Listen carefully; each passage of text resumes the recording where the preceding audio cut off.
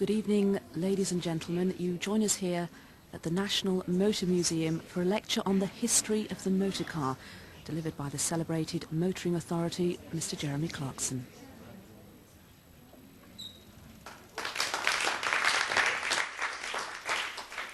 Thank you. Good evening. The motor car was invented in 1885 in Mannheim, Germany, by Carl Benz and the other one.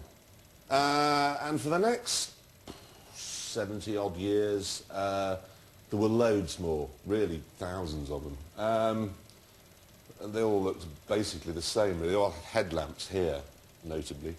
For the next few years, it looked a bit better. Some of them were red or green or blue, and they all broke down and went rusty.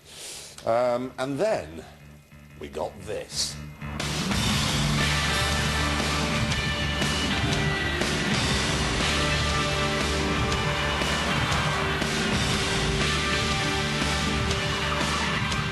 The Golf GTI was not just a fabulous car, but the enduring symbol of a fabulous era. In the 1980s, your house was worth more than Egypt, and you used the profits from your endless share dealings to put some fizz in your drink and a spring in your step. For the have-nots, it wasn't much fun, but the haves were having a ball. They hoped it would never end, and their hopes were turned into reality when Neil Kinnock went down at the waterfront. But for me, the best thing about the 80s was that we waved goodbye to the MGB.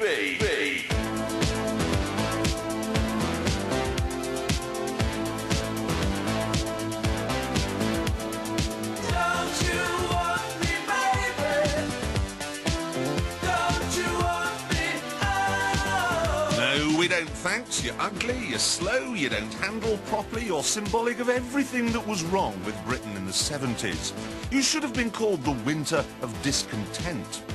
And we especially didn't want you when, for the same sort of money, we could have a hot hatchback. The hot hatchback, I think, was the best ever automotive invention. The Golf GTI would, and did actually, get my vote as car of the century.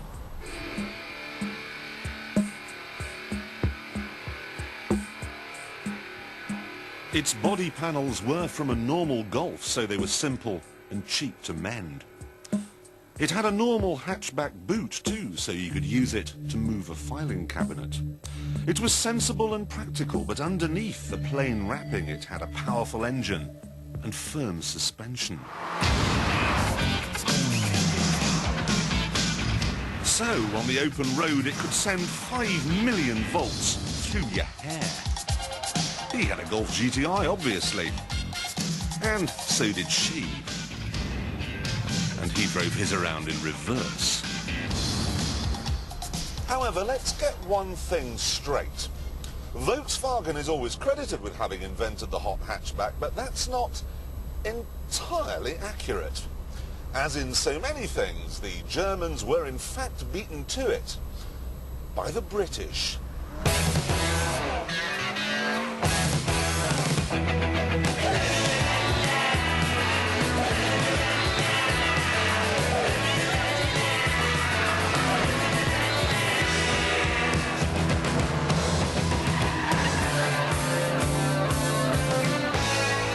Vauxhall had taken one of its extremely dull Chevettes and used the world's largest shoehorn to fit a 2.3-litre engine under the bonnet. The heavy Chevy that resulted was a very fast car indeed.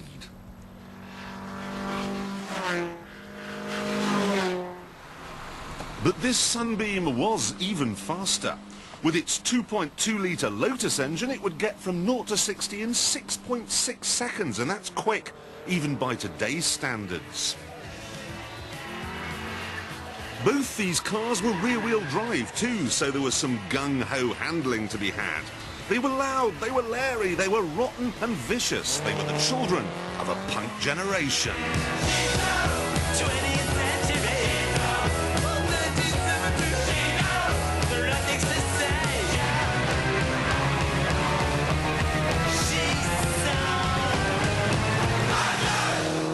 Unfortunately, they were not what you'd call everyday cars, because every day they'd break down.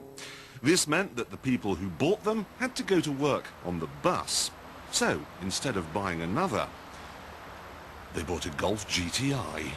I transformed this car. I was the key. No, not me. GTI, fuel injection. Fuel injection made it not only fast and responsive, but also economical and reliable. Someone wrote a song about it once. I won't let you down, won't let you down again. I won't let you down, won't let you down again. Initially, the GTI caught Volkswagen napping. To begin with, they said it was for the German market only. Then, reluctantly, they said Britain could have a handful, but they'd all be left-hand drive. It didn't take them long, however, to realise that this car was no flash in the pan. They'd created something that was all things to all men. In those early days, the Golf only had one serious rival, Ford's XR3, which was just as fast and handled just as well. It's a horny-looking little thing, isn't it? It was the same size as a Golf too, and about the same price. But the drivers, they were completely different. My Golf goes 0 to 60 in 8.4 seconds. Okay, but your Escort XR3i has a top speed of 116 mile an hour. Car Magazine, August 82. Fair enough. Ford's first XR3i model proved too gutless and too uncivilised to hold a candle to the GTI. The XR3i handles, grips, accommodates... Where the and Golf looks- earns a creditable 9 points out of 10 for its well-insulated ride, the Escort bangs and thumps its way to a mere 5. Our first preference would be an XR3i. Articles. We It's the only have the article you can Escort. find. It I've says got a here, pile the of Golf articles. GTI is a girlie's car. Where does it say that? It doesn't say that, but it's obvious. This is pointless.